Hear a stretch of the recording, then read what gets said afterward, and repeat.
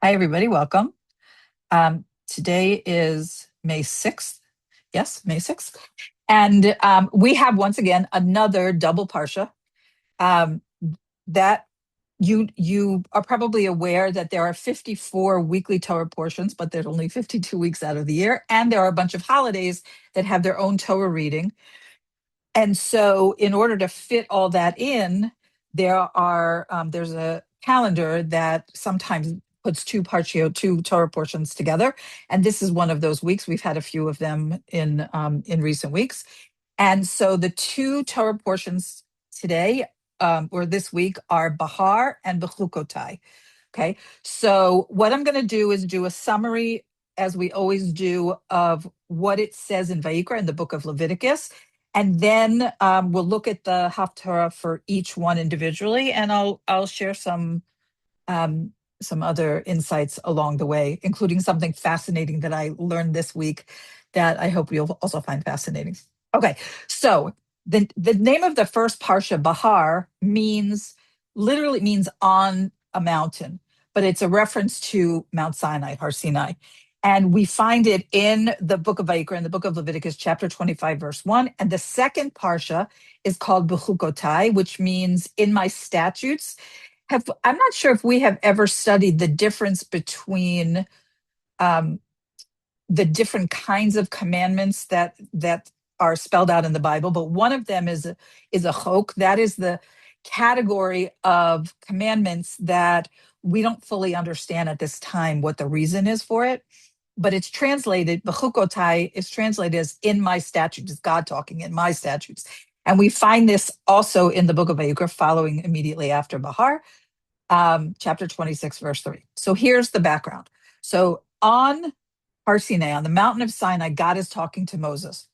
And he's telling him specifically the laws of the sabbatical year. This is what Linda was asking about, um, what is called in Hebrew Shemitah. Okay, every seventh year, the idea is once the nation of Israel crosses into the land of Israel and they start to farm the land, every seventh year, all work on the land ceases, and its produce becomes what's called in Hebrew hefker, which means free for the taking. Anybody, any person or any animal can eat from that fruit or vegetables, whatever, freely.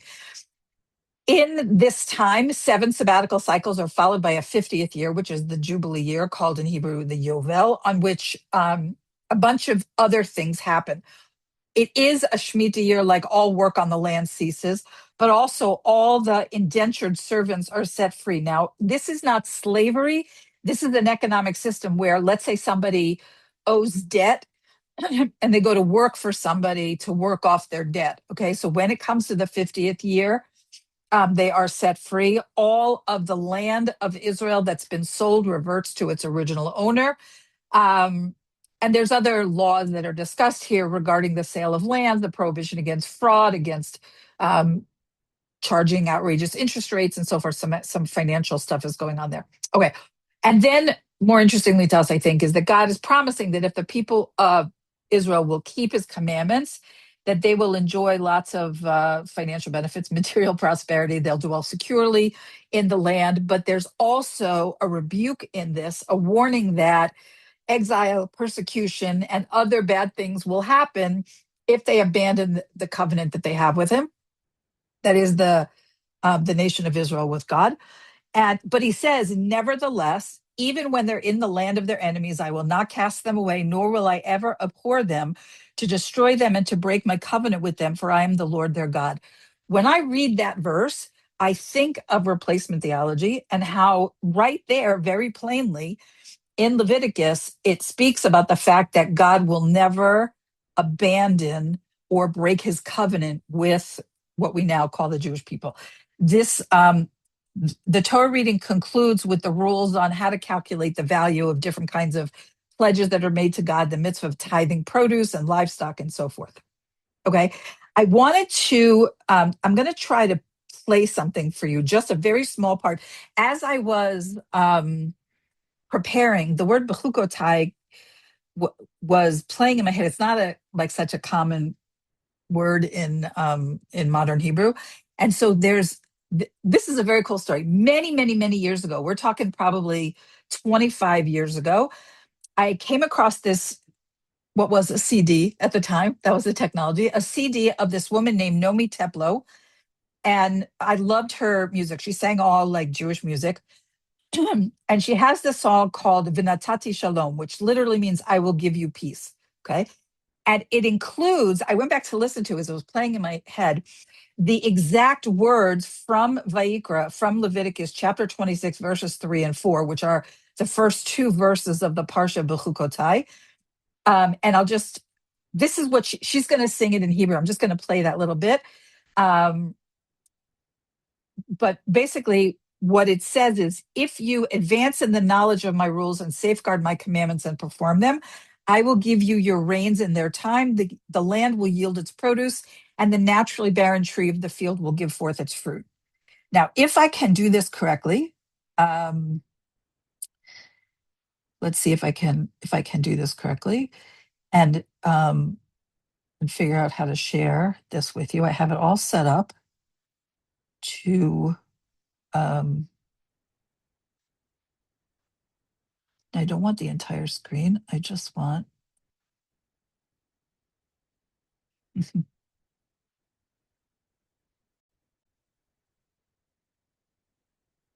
Okay, wait. Can you see my Spotify screen? Yeah. Okay.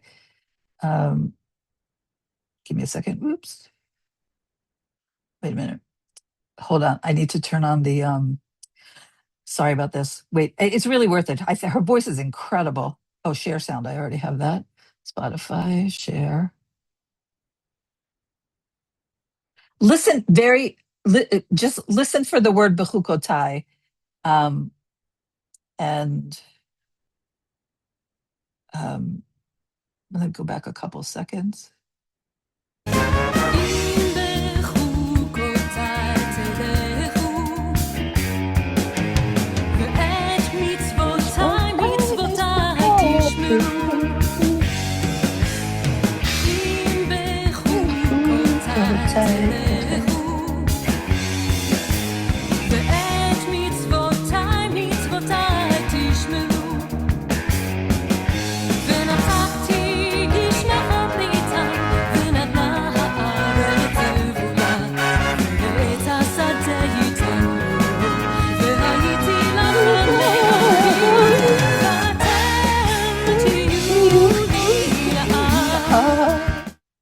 Okay, that's enough. I just wanted to get a sense of that. Really a fabulous, fabulous voice. Some of you are smiling, so I hope that you like that. And okay, so let us go on. Just have to resize this window. Okay. Because this Parsha goes into this whole Shemitah thing, I want to tell you about this idea that I learned this week. It is a Kabbalistic idea. So it comes from the Jewish mystical tradition that teaches that time itself has a rhythm, okay, like a week, right? So we have 6 days of creation followed by a seventh day of rest. This is established in the Torah. Beth Ann, would that be considered like Christian prayer? I don't understand the question you're asking. Can you unmute yourself and ask me specifically? Yeah, because I was wondering today, like in Christianity, we have praise and I didn't mean to take you off course, but we have there's a praise and worship thing, and it's like this singing and kind of a meditation and getting very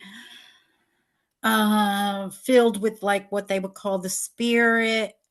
And I was wondering what we would have equivalent to that, but with Jewish Hebrew. So there's a massive amount of Jewish music that is based on either words of tefillah, words of prayer, or words from the Bible, like that song that I just played, that are set to music. But it's not usually a communal experience. I mean, obviously you could go to a Jewish music concert or something like that, but it isn't. And there are some, particularly the tunes from Rabbi Shlomo Carlebach are the best known tunes that prayer is set to music. But in most places, it's not a standard part of the prayer service. It's something you just enjoy privately. And most of that would probably be in Hebrew, right? Right. All the Yeah. Yes, most is. But sometimes today you sometimes have like on YouTube somebody be singing a song like that in Hebrew, but then a translation might appear. Um, but yeah, most of it is Hebrew.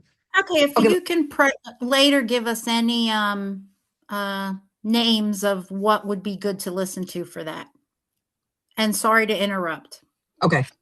Um, I'm making myself a note to send you links to some Jewish music that I'm going to send you what I like, and we'll see. Okay, so anyway, here's this going back to this Kabbalistic idea regarding the cycles of seven. So the week is right in the book of Genesis. We're right now in this time period of the 7 weeks between Passover and Shavuot, which are followed by a 50th day, which is the anniversary of the giving of the Torah. That's the holiday of Shavuot. And that's called the Omer period. And we're in the Omer period right now. We also have from Shemitah 6 years of farming and a seventh year of rest, which is called Shemitah, which is also mentioned in the Torah. We have 7 cycles of Shemitah year, 7 cycles of seven, followed by the Jubilee year, what we call in Hebrew the Yovel. That's also established in the Torah. And now, if we go into the Talmud, we have this concept of 6,000 years of human history, followed by this sort of supernatural or metaphysical seventh millennium. So I think I've taught you this idea about the 600 years of human history being divided into 3 sets of 2,000 years each. The first 2,000 years, basically from the creation of the world until Abraham comes on the scene. That is one 2,000 year period. The second 2,000 year period is from the time of Abraham um, until I think the first temple period. Oh, see, I should have looked this up. I think it's till the first temple period, and then that's so that the first 2,000 years is the period of tohu or chaos. The second 2,000 year period is the period of Torah, and the last 2,000 years, of which we are at the very end because we're almost at the year 6,000, because it's the Hebrew year 5786. So that's 214 years before the year 6,000, when something dramatic is supposed to happen. Anyway, there's this cycle that's established in the Talmud. But here's the idea that I learned this week that I never heard before, that I thought was so mind blowing, that this idea in Kabbalah that there is also 7 cycles of 7,000 years. Okay. So it's a bit more esoteric, not particularly mainstream, but I'm mentioning it to you because of these mind blowing implications. What am I saying? In general, people operate in the world as if we understand, or we should understand, how the world works, why things happen the way they do. But the more spiritually sensitive you are, the more time you spend in that realm of thinking, you understand that we really have a very small part of the information any human being needs to truly understand anything. And that requires us to be humble in this larger presence of God. Okay. So, for example, the classic theological question about why do bad things happen to good people, or why do evil people appear to prosper? It's a legitimate question to ask, how is that fair? If you're thinking only in terms of birth to death, like that's the period of time that you're thinking of. But if you factor in the Torah concept of Olam Haba, which is the next world or the world to come, the world of true reward and punishment, then you understand that we don't have enough information to truly determine what is just and what is fair according to the way that God calculates things. Okay. Now, now factor in not just the idea that the soul lives on beyond death and there is reward and punishment in some other level of existence, but now factor in the idea of past lives and reincarnation and spiritual rectification. And it becomes even more humbling because we really don't know how God's plan is playing out. I was talking to somebody this week about, if you have more than one child, you know that every child comes into this world with its own personality, with its own strengths and weaknesses and so forth. Where does that come from? It's not like we're not born as like we're all a blank slate. We're bringing things into this world. The traditional Jewish understanding is that we are bringing past life history and spiritual rectifications into this life. But now add on to this idea the idea of 7 cycles of 7,000 years, and the idea that this is what really caught my attention. There's a finite number of souls that exist. And these souls exist again and again in time. It's like the same cast of characters, but it's a different stage and script. And to me, I hope this resonates for you because I got very excited when I learned it. It's absolutely mind blowing to think, how can we possibly understand God's calculations or understand what happens to us in the span of this one lifetime that we are living in now, when there are layers and layers and layers of history that are going on, or that we've brought into this world. And there's many stories in Jewish tradition. I'm not going to bring any for you today, but that talk about how something that doesn't look fair or just when you're judging it from just the surface level is actually truly good in God's eyes. And that's like sort of a fundamental idea of having faith, is that we just don't know the whole story. All that was an aside that I found really fascinating, but because it connected to the Shemitah cycle and the 7 years and all that's in the Parsha, I wanted to bring it to you today. But let's move on to a summary of the Haftarah for Behar. Okay, so when these two Torah portions are read separately, the Haftarah for Behar comes from Yirmiyahu, from the book of Jeremiah, chapter 32, verses 6 through 27. And what does it focus on? During the Babylonian siege of Jerusalem, Jeremiah buys some land. Okay. And it is a theme of having hope in the future return to the land.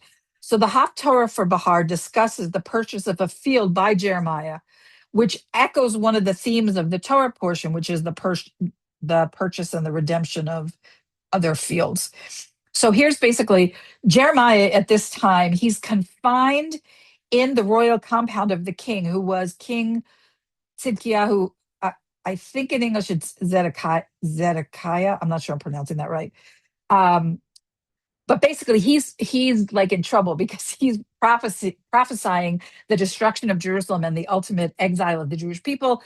That does not make people too happy. And so they confine him. And there God reveals to him that he has his cousin who's going to approach him and offer him to purchase some ancestral land.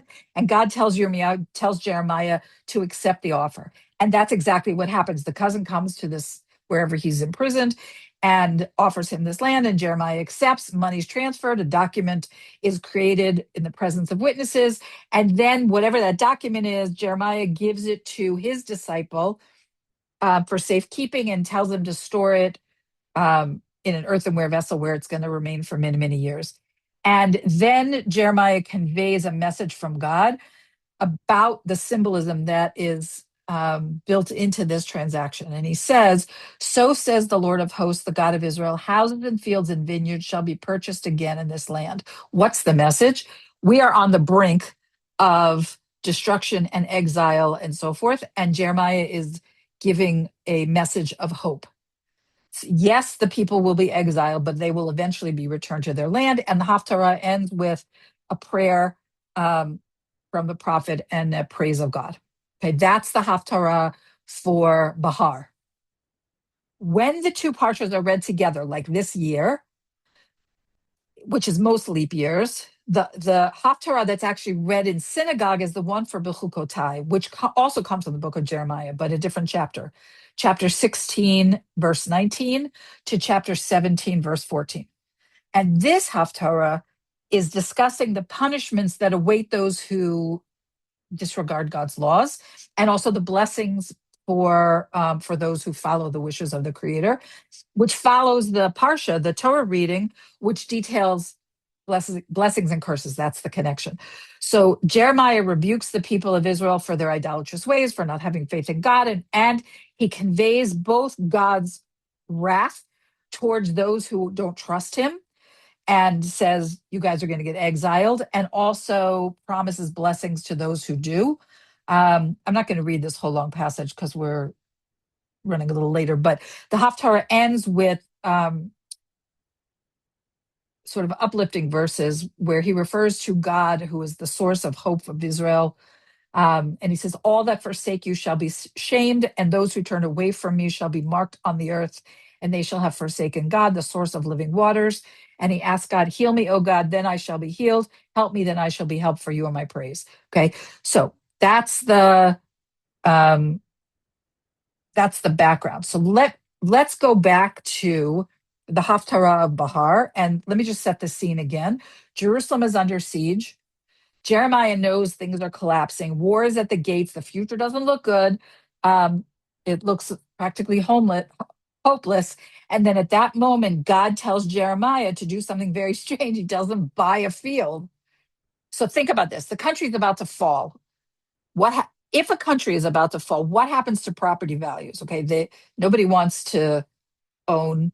If you think of it as like what happens in a city when the city is decaying, right? When um, people with means move out of the city or whatever, property values plummet. No one invests, no one builds, people are trying to get out. And that's what's going on. At that exact moment, Jeremiah is told, go buy land, complete the legal transaction, sign, seal, deliver the land. And he does everything with witnesses, with documentation, with keeping the document in a safe place for the future. Why? Because it's not about real estate. It's about faith in the future. After the purchase, Jeremiah turns to God, and he basically says, okay, I did what you asked. I don't understand. And God responds with a promise. And the promise that I read you, houses and fields and vineyards shall again be bought in this land. And that's the core idea. Hope isn't just a feeling, it's something that you can act on. Jeremiah doesn't just believe, it may not be in his lifetime, but that for his people, things will eventually get better. So he acts as if they will. So let's kind of look a little bit more. What does that mean for all of us? One thing is to have hope even when it feels unreasonable.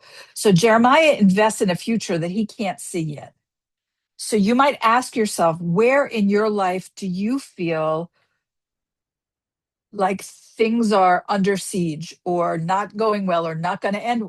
And what would it look like to take one small hopeful action towards something better? It could be something with your health. It could be something with a relationship. It could be something in your livelihood, or with your children, or whatever. Where do things look hopeless, and what might it feel like if instead of just giving up, you took a small hopeful action? That's one point. Another is to align our actions with what we believe or what we say we believe. It's easy to say that we believe in something. It's much harder to live as if it's true.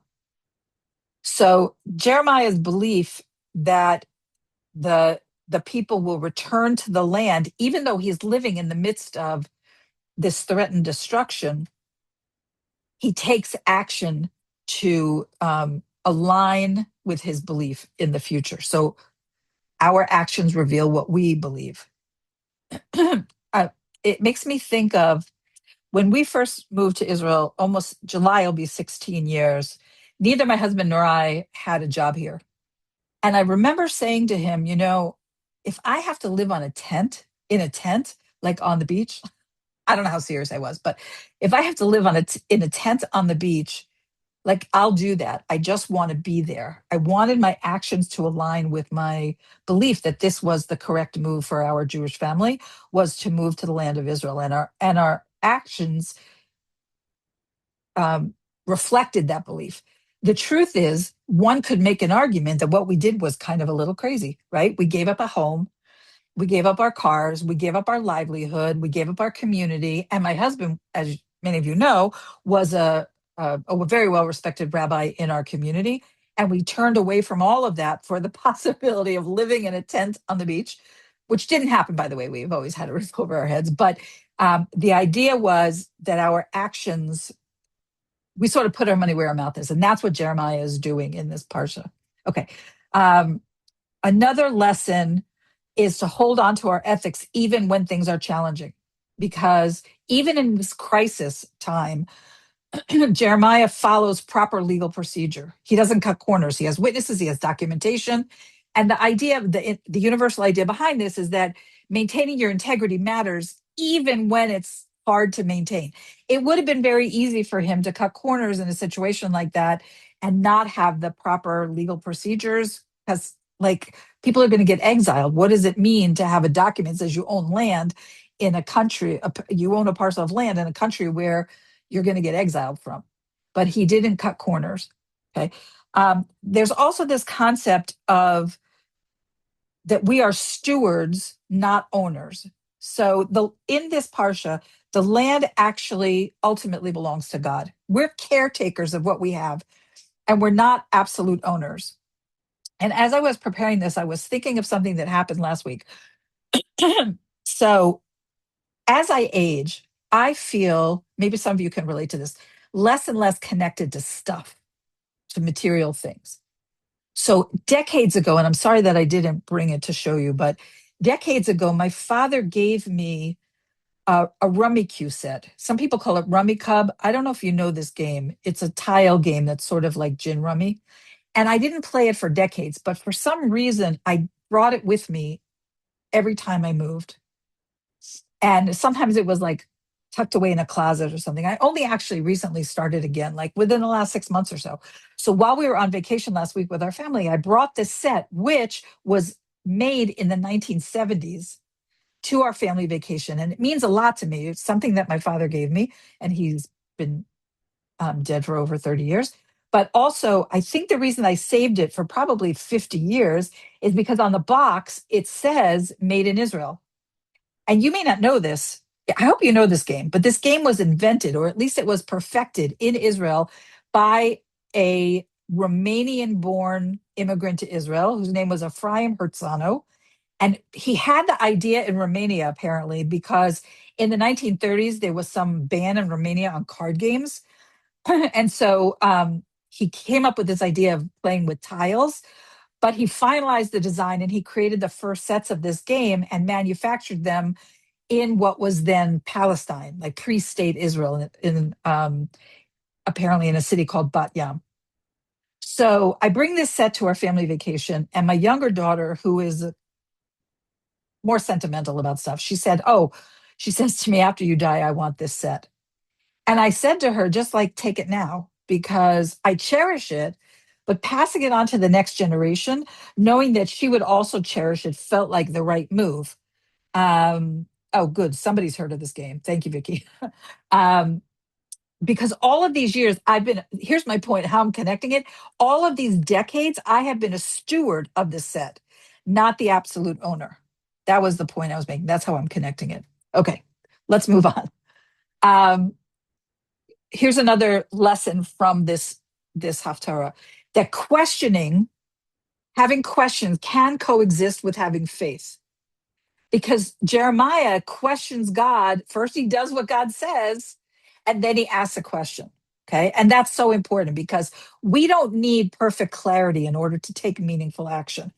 And in the book of Shemot, in the book of Exodus, chapter 24, verse 7, there's a very famous statement that the Jewish people say. In Hebrew, the words are Naseh v'nishma, which means all that Hashem has spoken, we will do, and we will listen, which is a symbol of the covenant where the nation commits to the Torah out of absolute trust in God rather than waiting to negotiate terms. So we will do and we will listen. What does that mean for us? It means that we can struggle.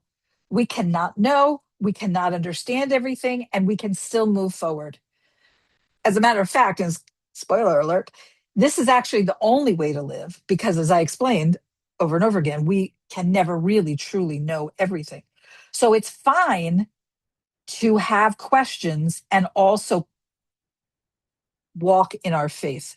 It's fine for them to coexist. And we learned that lesson from this Haftarah. And the last lesson from this Haftarah is this idea of building the future today. So the field that Jeremiah bought was a seed for the future. every constructive act you take today is an investment in something in the future, whether it is, again, something in your work life, something in your marriage, something in your family, something in your health, some whatever you invest in now is building a future for yourself. So um, I had this idea. So I might have discussed this with some of you. I don't remember. I have this idea for a book project where I wanted to take 50. I originally it was 100, but I thought that was a little too ambitious. 50 ideas in Torah that are universally relevant and have like a short chapter on each of the concepts. Okay. And originally my thought was I'll just write all the chapters. And then I thought, oh, I know all these Jewish Torah teachers who have sensitivity to people from the nations. What if I ask some of them, like, you write a couple of chapters, you write a couple, it'll get done a whole lot faster. And the reader will have the benefit of multiple perspectives, not just Rivka. Okay. So I'm not sure if this is going to happen. I'm not sure if anybody's going to say, yeah, I'll take time and I'll write 2 chapters on 2 Torah concepts and how they are relevant for people from the nations. I don't know if it's going to come to fruition. But if I don't take any constructive action, I know for sure it won't happen. So I made a list of my concepts, and I have a few more than 50. And then I started writing to people that I know who are in this world. And I said, this is my concept, this is my vision. Will you participate in this project with me? So again, I don't know if it's going to happen, but out of this idea that every constructive act you take today is an investment in the future, is I had to do something. So I want to make this very practical for you, to ask yourself, where do you feel discouraged now? What would a Jeremiah action look like in that area? What is a small step that you can take that says, I believe things will get better. I believe things will grow, because that's what I think that's what this Haftarah is coming to teach us, to take action even when the outcome is far from clear. And let me just finish this piece with this. In the middle of this war, the Babylonians are sieging on Jerusalem. Things are not looking good. He buys this field. So, what is a field that you can invest in this week? Something small, something real, something that says, I believe in the future. The future matters. Um, that's the Haftarah from Bahar. Let's go on to the lessons from the Haftarah Bechukotai, which is coming off of a Torah portion that speaks about consequences, either blessings or hardship, that gives us a response to it. Here's the core image that I want to focus on. 2 kinds of people. One kind of person is compared to a dry bush in the desert, and the other is compared to a tree planted in the water. And that image of these 2 types of people is an important message of this Haftarah, because in this Haftarah, the prophet Yirmiyahu, the prophet Jeremiah, describes 2 paths. One person places all of their trust in their human strength, in their power, in their control, in the external things. That's like a shrub in the desert. It might be surviving, but it's not thriving because it's disconnected, in this case, from the water source. In our case, I would say disconnected from faith, disconnected from God, disconnected from spiritual life. The other person places their trust in something deeper, not in their own, what we say in Hebrew, kochi ve'otzem yadi, which is my strength and the power of my right hand.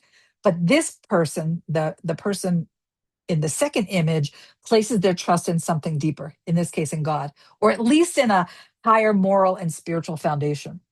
And that's compared to a tree planted near water, because the roots have connection with a constant source of nourishment, so that even when the heat comes, even when there's a drought, they continue to grow. Now, it's not really about plants.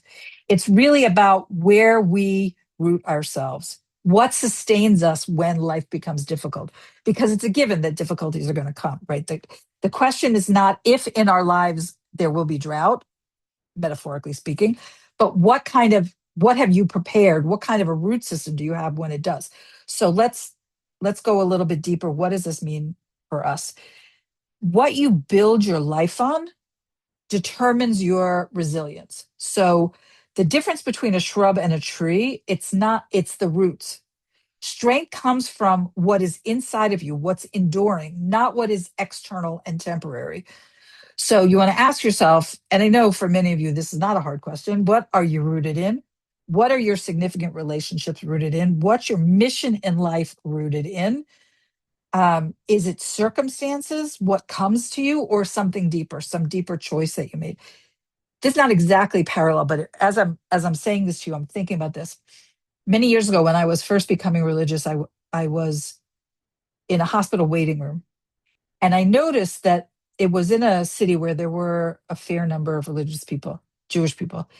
And I noticed that some people in the hospital waiting room were trying to distract themselves, waiting for news of their loved one in surgery or whatever. And then there were people who were sitting with books of Psalms or other kinds of prayers, trying to connect to something deeper, waiting for, they're all waiting for news, but are you trying to distract yourself or are you trying to connect? What are you rooted in? Okay, you get that? I hope you get the analogy. Another lesson is that external success is not the same as inner stability. So a person can appear strong on the outside and actually still be very fragile. A shrub in the desert exists, but it's not necessarily flourishing because it's not getting the nutrients, I guess, the water that it needs. So a meaningful life requires nourishment at the level of what do you value? What's your purpose in life? How are you connecting to something that's bigger than you are? So a person can be very, and now I'm thinking of, famous people in media or in Hollywood or in national sports or something like that, that appear to have external success, but a lot of them have kind of crummy inner lives because there's nothing there, right? So the rest of us don't necessarily live in multi-million dollar mansions, but we are nourishing ourselves in our roots, okay? Which is connected to the idea that when you come into a hard time, it is exactly the hard time that reveals what sustains you. So a tree, just to go back to this analogy, a tree is tested by heat and by drought. And that's when you find out what if the roots that you have are real. Challenges aren't just to test us, they also reveal what have we been doing with our lives. So some of you know I have 3 Jewish study partners a week. And with one of them, I'm studying, I think I mentioned to you before, this book called Tomer Devorah, which talks about qualities of God and how we're supposed to emulate them in our relationships. And the idea this week was about when we sin and we repent, when we do tshuva, literally coming back to God, the relationship is stronger than it was before it was tested. So the analogy was, um, let's say that 2 friends have a falling out and they eventually make peace. Their relationship has the potential to be stronger than it was before because now they have dealt with hurt feelings or betrayal or whatever and have come back together. Or another example I gave was a couple where there's infidelity, a married couple where there's infidelity, and they somehow work their way through it and choose each other again. So hard times reveal what sustains you. The idea is that the relationship, either with God or with a friend or with a marital partner, whatever, can be stronger than it was before it was tested if um, if all the pieces are in place. Okay. Also, let's talk a little bit about trust. Jeremiah speaks about trusting in God. It doesn't mean just like not doing anything. It means being anchored in something that's stable enough that you can continue to take action. You can continue to grow. You can continue to give, even when things are pressured. So when it's inconvenient, but you still want to uphold the values that you've chosen for yourself, when you want to continue to give to others, when your life feels dry, when things feel unstable, when you're able to stay grounded, when you're able to be like the tree that has a water source, that is that would be, according to this, a success. Okay. And another another lesson is this concept of integrity, that actions have consequences, but they're not always immediately obvious. So if you do the right thing, it doesn't always bear fruit right away. A life built on shortcuts, however, eventually reveals its weakness. So if you build your choices and your behavior on integrity and being in alignment with the things that are the most important to you in life, then it may not like immediately pay off, but it bears fruit eventually. But if you are constantly taking shortcuts and you're constantly compromising on what your values are and on your integrity, then that's going to show up sooner rather than later. Um, let's just try to uh, try to end with making this very practical. So imagine that there's two people that are facing the exact same challenge. And I'm sure you've lived long enough to see this in your life. One of them is just overwhelmed and they just collapse inward. Let's say this is something that we see in Israel a lot when, God forbid, somebody is killed, either a soldier or in a terror incident. Families react in different ways. Some families deal with grief by turning inward and they're just overwhelmed. But very, very often, um, families Israeli families that deal with this kind of loss end up um, showing that they have been building something of value all along. It's not a matter of intelligence. It's not a matter of talent. It's not a matter of circumstances. It's what are you rooted in? So I was thinking about, I don't know if any of you, I've told you before that I have an unhealthy relationship with social media. And there's a kind of social media content that I watch a lot. That usually the concept is like this. So it shows somebody who's in great need. And there's a bunch of these people who do this. Usually it's a man. A content creator surprises them with money or some other kind of kindness. It's sometimes it's an old man who doesn't have enough money to keep a roof over his head, or a single mother who's really struggling, who's homeless, whatever. And then somebody comes and gives them $10,000 or something and changes their lives. And it's so interesting to watch the reactions of the recipients of this, because the religious ones, and I have to be honest, usually they're Christians, they express so much faith. They are struggling mightily, but they cling to the roots of their faith. And I, I don't know if any of you know what I'm talking about, but I've seen this over and over again, that they even though they are living through very, very difficult times, their first inclination is to thank God. Um, okay, so you want to ask yourself, what are your roots? What nourishes you consistently? What do you rely on when things get hard? And this week, you might want to try something small, that to choose some action that strengthens your roots. So it could be this. It could be setting aside a time for reflection or prayer. I don't think she's with us tonight, but our community member Jody Sellers told me she has, like, in her house, like, I don't know if it's a closet or it's like some prayer corner where that's where she goes to like commune with God. Now, not everybody has the space for that, or that's not everybody's thing, but setting aside a time for reflection or for prayer, or setting aside a place, making a place that is in our homes that is conducive to, this is where I study Torah, this is where I talk to God, this is where I say my Psalms, this is whatever, something like that. If you don't already have something like that. Also, acting according to a value that you hold, even when you're challenged, even when it's difficult. Or let's say that you used to do something meaningful that you've neglected, and how can you reconnect to that? So there, years ago, after I prayed in the morning, I used to read a very short chapter from this book about Lashon Hara, about the laws of guarding your tongue. And it didn't take me very long. And it was a good way to to connect a Torah lesson to my prayer time. And then I forgot about it, or didn't do it for a really long time. And then I started doing it again about, I don't know, a month ago or something. So every day I just read like this, like one little chapter.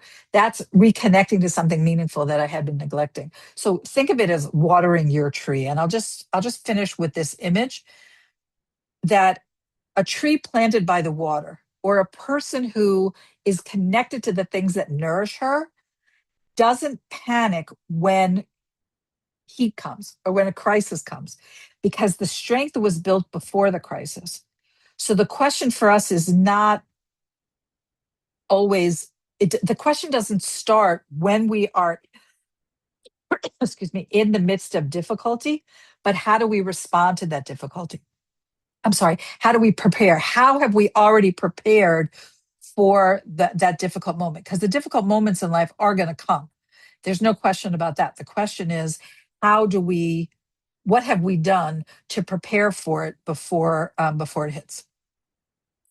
Okay, that is what I prepared. Let me just look at the chat and see if anybody has said anything we didn't speak of.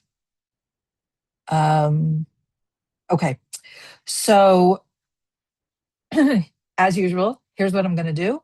I'm going to end this recording, and then those of you that would like, come back to the same link, and we will do our private Q&A. Okay? See you in a minute.